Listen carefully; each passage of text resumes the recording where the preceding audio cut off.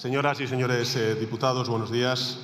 Como ha dicho la presidenta, comparezco a petición propia para hablar sobre el accidente que se produjo en Adamuz y sobre el estado de nuestro sistema ferroviario.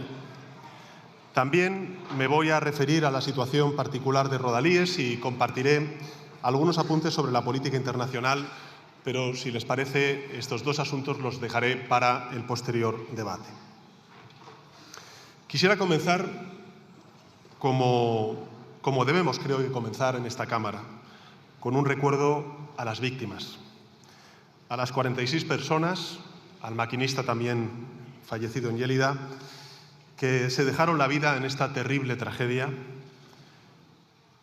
al más de un centenar de personas heridas y a todas sus familias. Porque nada de lo que nosotros digamos o hagamos va a poder aliviar el dolor que están sufriendo. Somos perfectamente conscientes de ello. Al mismo tiempo, sí me gustaría también trasladarles que quiero que sepan que el Estado en su conjunto, cuando me refiero al Estado, estoy hablando de la Administración General del Estado, por supuesto, pero también de las comunidades autónomas, de las diputaciones, de los ayuntamientos. En definitiva, quiero que sepan que el Estado en su conjunto está haciendo y hará todo lo que esté en nuestra mano para acompañarlas, para ayudarlas, para establecer las causas del accidente y, si fuera necesario y procedente, hacer justicia.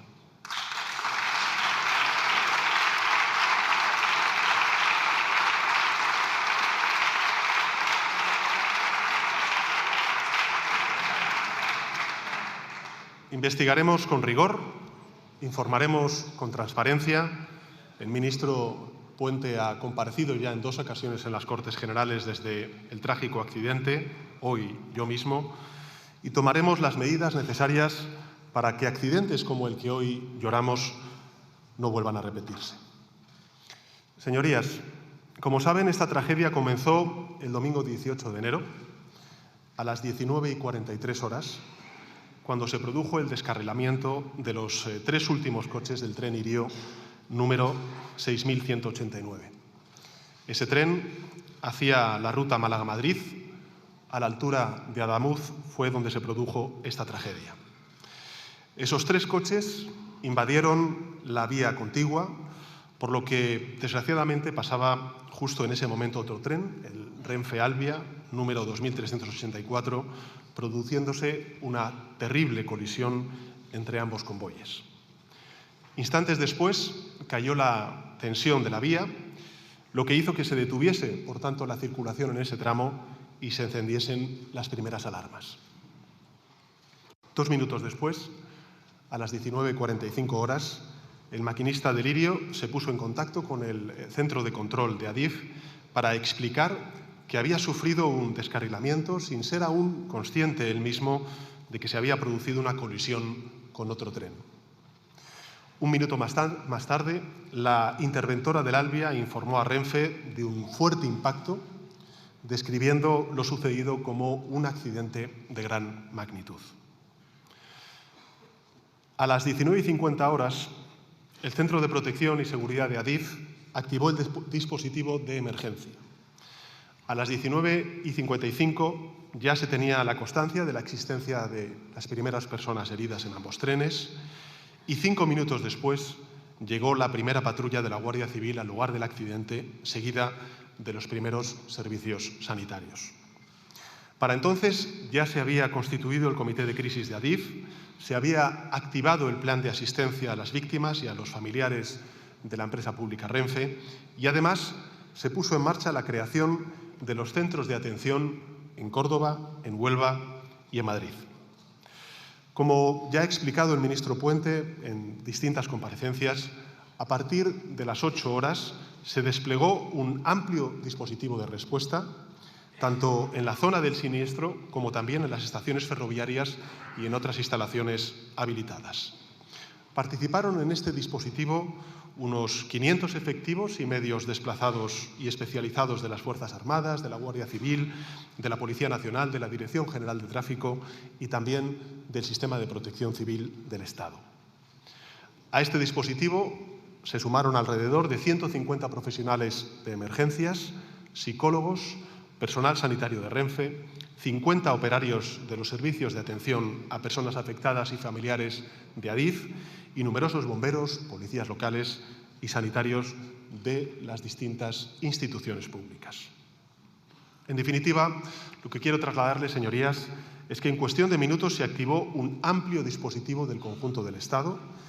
Se hizo además con una coordinación y una cooperación estrecha entre distintas administraciones y creo que esa colaboración, esa coordinación permitió dentro de la tragedia una respuesta rápida y también ordenada y creo sinceramente que ayudó a salvar vidas.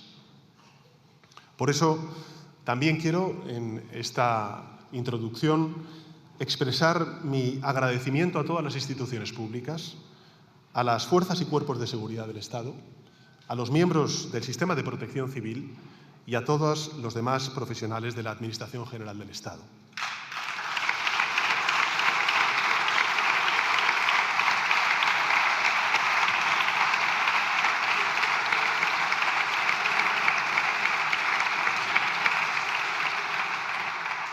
Agradecimiento que, por supuesto, extiendo a la Junta de Andalucía, a la Diputación de Córdoba, al Ayuntamiento de Adamuz y a todos los vecinos de la zona, porque su profesionalidad, su entrega, su generosidad, su solidaridad, su empatía, en definitiva su humanidad, creo que van a quedar fijados en el recuerdo colectivo como un símbolo imborrable de lo grande que es nuestra sociedad, nuestro país, sobre todo y especialmente cuando se producen este tipo de tragedias. Señorías, en cuanto terminaron de auxiliarse a las víctimas, las autoridades competentes empezaron a investigar el suceso. En la misma noche del día 18, un equipo de investigadores de la Comisión Independiente CIAF, la comisión, como saben, encargada de investigar los accidentes ferroviarios, se desplazó al terreno, trabajó junto con la Guardia Civil para preservar las pruebas y realizar las primeras pesquisas.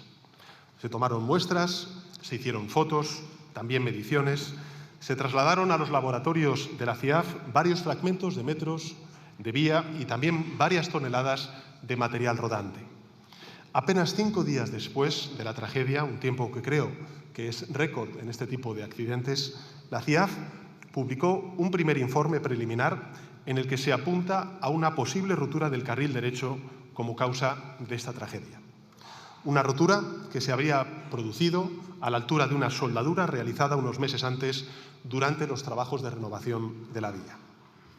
Esta hipótesis se apoya en las muescas detectadas en las ruedas derechas de los coches número 2, número 3, número 4 y número 5 de Lirio y en otros 3 trenes que circularon previamente por ese tramo, en concreto uno de Renfe a las 19:09, 2 de Irio, uno a las 17:21 y el otro a las 19:01 horas. En estos momentos, los técnicos y técnicas de la CIAF están examinando los restos para determinar las causas de esa rotura, al tiempo que se siguen recabando pruebas adicionales, porque efectivamente estamos ante un estudio preliminar y, por tanto, no es concluyente. Lo que sí que puedo trasladarle, por supuesto, a los familiares de las víctimas, a los heridos, al conjunto de la sociedad española, es que en cuanto tengamos esos resultados concluyentes, evidentemente, como hemos hecho desde el principio, las vamos a compartir con el resto de las administraciones públicas y, por supuesto, también con la opinión pública.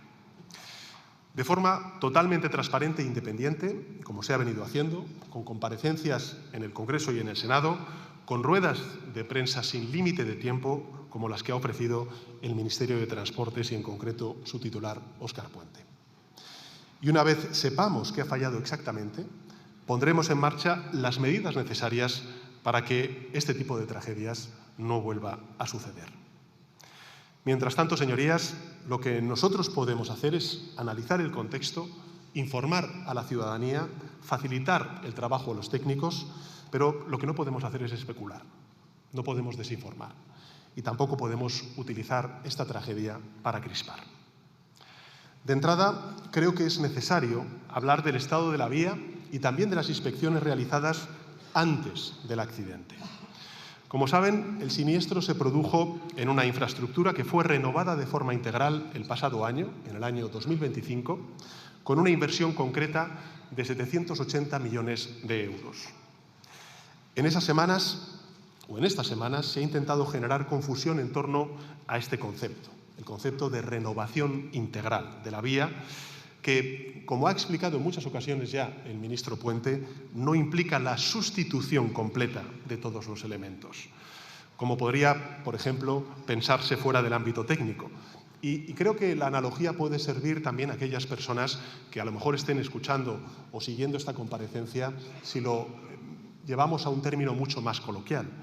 Del mismo modo que no significa renovar íntegramente una vivienda el demolerla y construirla desde cero, cuando se reforma esa vivienda. Según la Agencia Europea del Ferrocarril, y me parece bien importante también hacer esta referencia, según la Agencia Europea del Ferrocarril, una renovación de vía es, y cito textualmente, abro comillas, el proceso planificado de sustitución de aquellos componentes que han alcanzado o superado la vida útil con el objetivo de mantener o devolver la infraestructura a condiciones seguras y fiables para la circulación de los trenes. Cierro comillas. Se trata, por tanto, señorías, de un procedimiento absolutamente habitual, plenamente normalizado con el ámbito ferroviario, alineado también con los estándares técnicos y de seguridad, tanto nacionales como europeos e internacionales. La renovación, por tanto, que nos ocupa se completó en junio del año 2025, afectó tanto a la infraestructura, y por tanto estamos hablando de la plataforma, de las estructuras, de los túneles, como también a la propia vía, es decir, a los desvíos, a las traviesas, al balasto y también a los carriles. En el tramo concreto, además, que nos ocupa del accidente, se ejecutaron 3 contratos. Uno para la mejora integral de la infraestructura, otro para la renovación de los desvíos de Adamuz y un tercero para la implantación del Sistema Europeo de Gestión de Tráfico Ferroviario con una inversión conjunta superior nada más y nada menos que a los 180 millones de euros. Por tanto, quiero dejar algo muy claro. Esta renovación se ha llevado a cabo conforme a los más altos estándares de calidad por empresas punteras a nivel mundial y ha superado todas las inspecciones técnicas exigidas por la normativa vigente.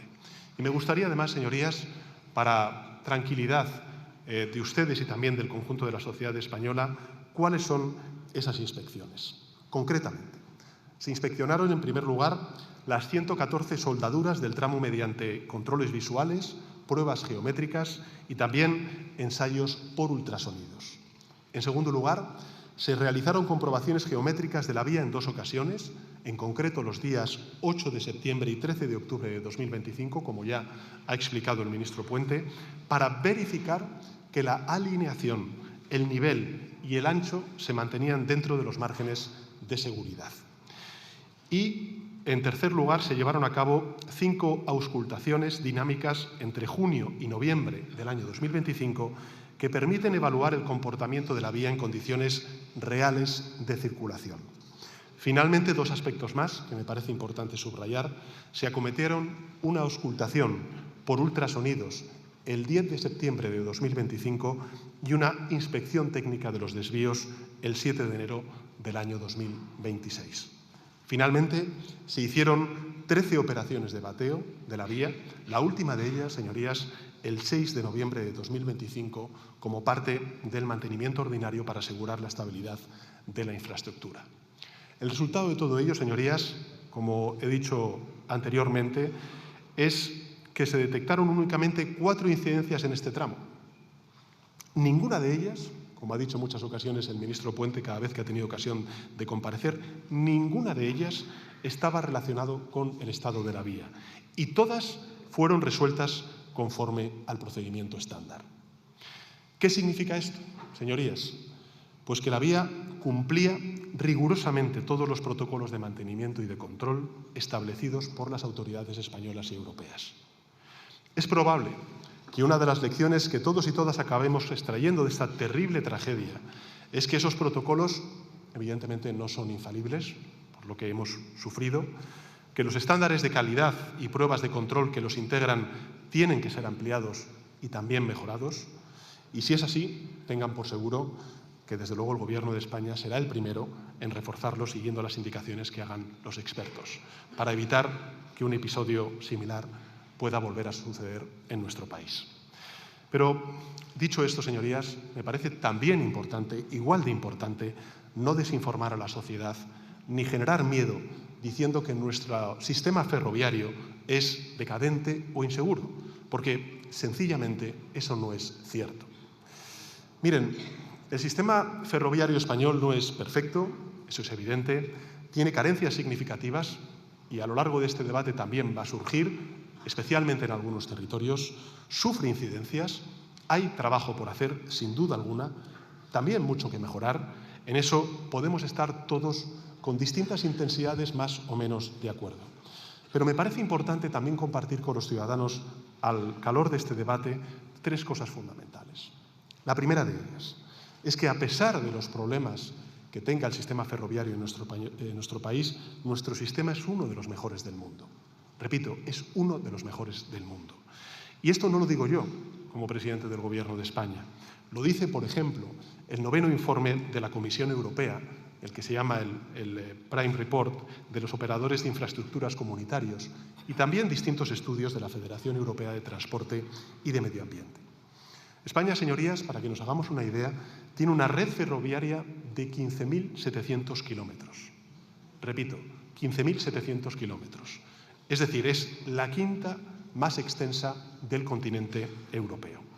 De ellos, 4.500 son de alta velocidad, lo que nos convierte en el segundo país del mundo, solamente por detrás de China, en kilómetros de vía rápida.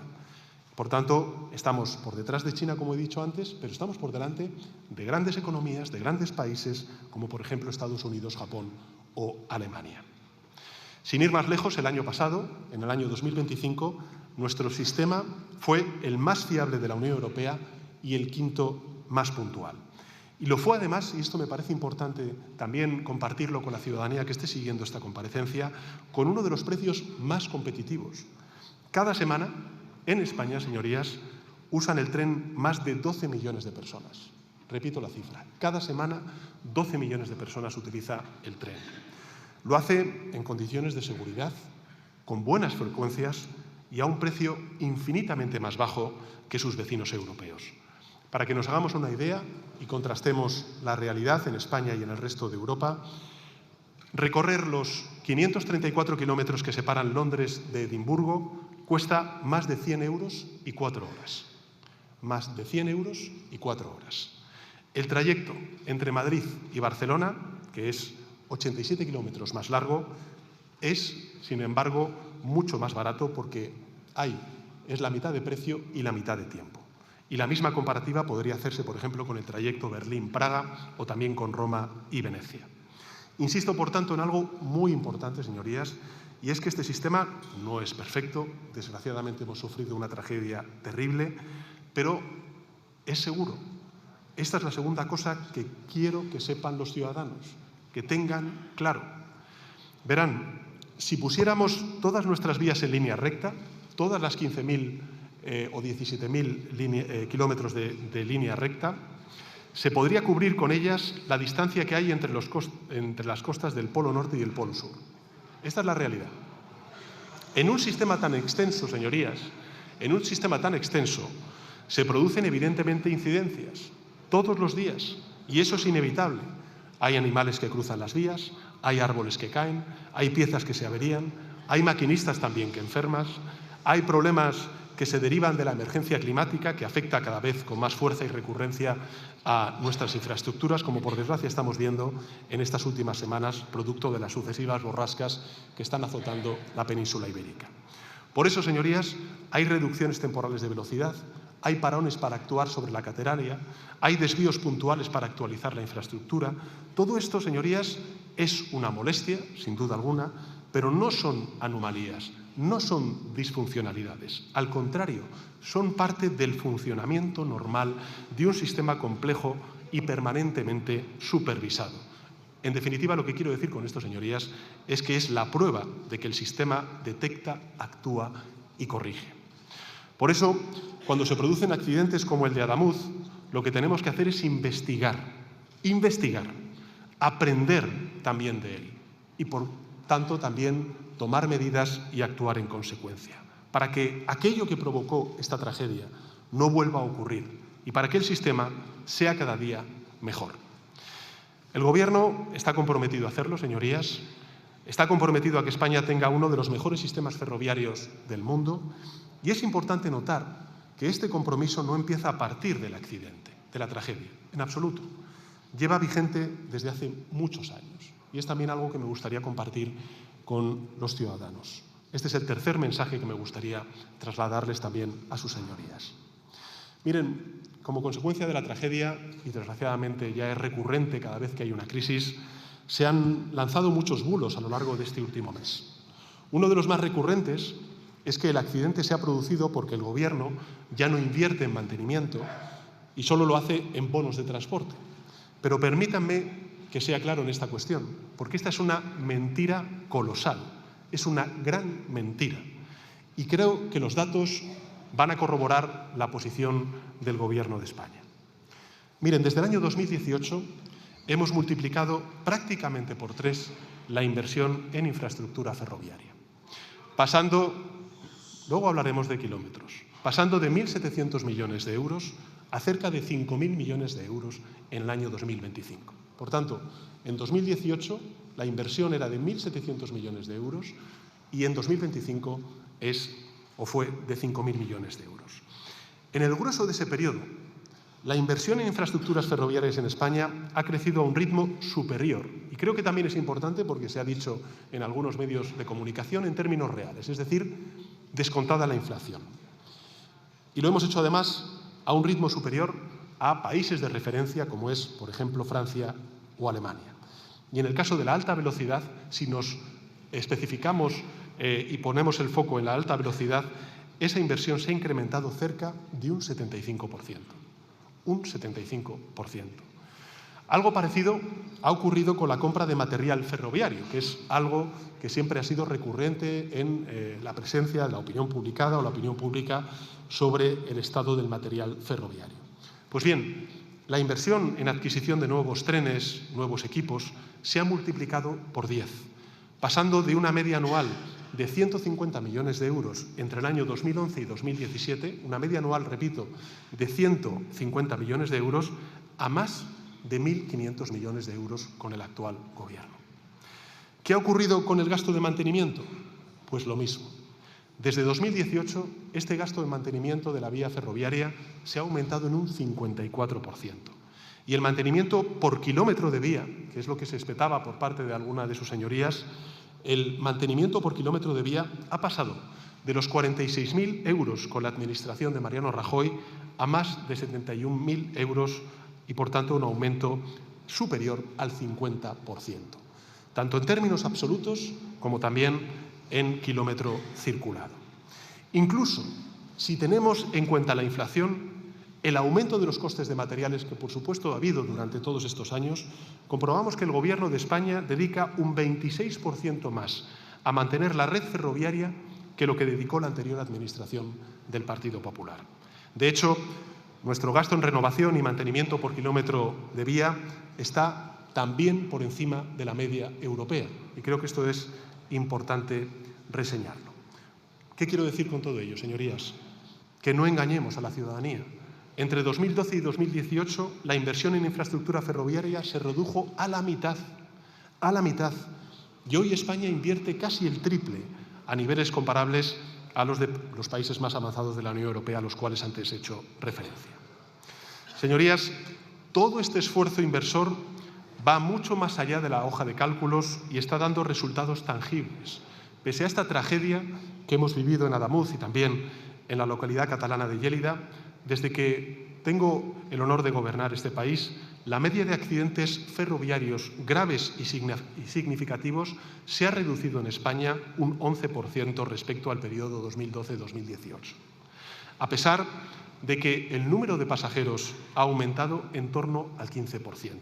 Por tanto, repito, se han reducido una media de un 11% los accidentes ferroviarios, al tiempo que se ha aumentado en un 15% el número de pasajeros desde que estamos en el Gobierno. Es decir, hay mucho más tráfico ferroviario y hay menos accidentes ferroviarios.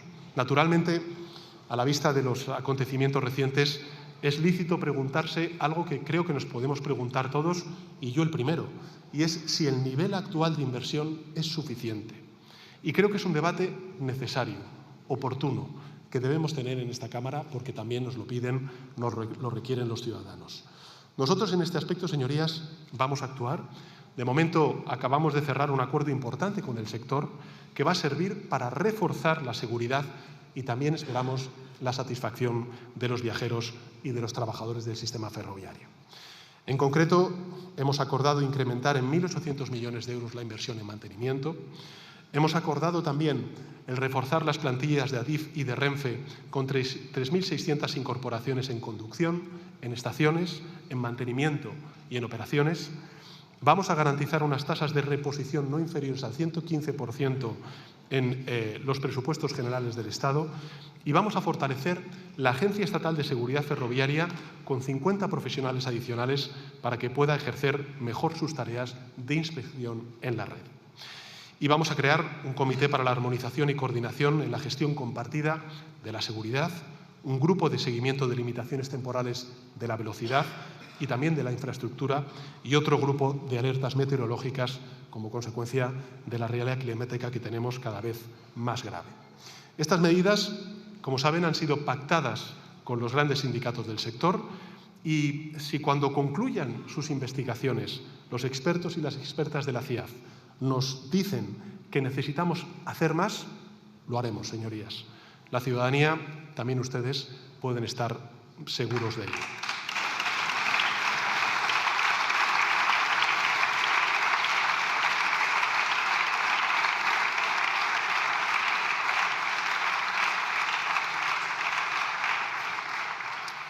Lo haremos para honrar a las víctimas de esta tragedia, también para honrar a los heridos y a los familiares de las víctimas de esta tragedia. Lo haremos también, señorías, porque este Gobierno es un Gobierno que cree en el transporte público, porque sabemos además que el tren cohesiona territorios, mitiga el cambio climático y también reduce las barreras sociales. Y porque también, señorías, queremos que España tenga y siga teniendo uno de los mejores sistemas ferroviarios del mundo. Y mientras tanto, mientras avanzamos hacia ese futuro, seguiremos honrando a los fallecidos del accidente de Adamuz, también del maquinista de Yélida. Seguiremos apoyando a sus familias y a todas las personas que viajaban en esos Irio 6189 y en el Albia 2384. Al respecto, ¿qué hemos hecho, señorías? Bueno, como saben, el pasado 27 de enero el Consejo de Ministros aprobó un Real Decreto Ley para adelantar hasta 20 millones de euros en indemnizaciones y seguros de accidente que establece y que garantiza también la protección laboral de personas trabajadoras, las personas trabajadoras afectadas, evitando cualquier perjuicio derivado del accidente. También, como saben, hemos puesto en marcha unidades de acompañamiento físico, también psicológico para las víctimas, y una oficina de integral para facilitar la gestión de ayudas junto con canales preferentes en el sistema de la seguridad social.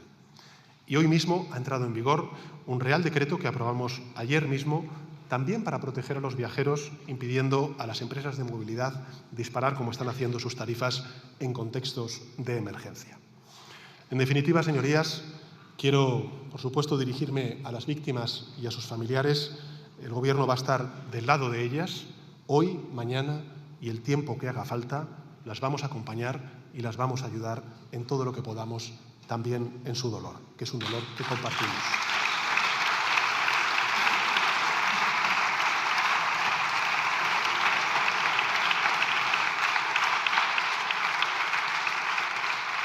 Y no les quepa duda que implementaremos todas las recomendaciones que puedan derivarse de la investigación de la CIAF para hacer nuestras vías aún más seguras.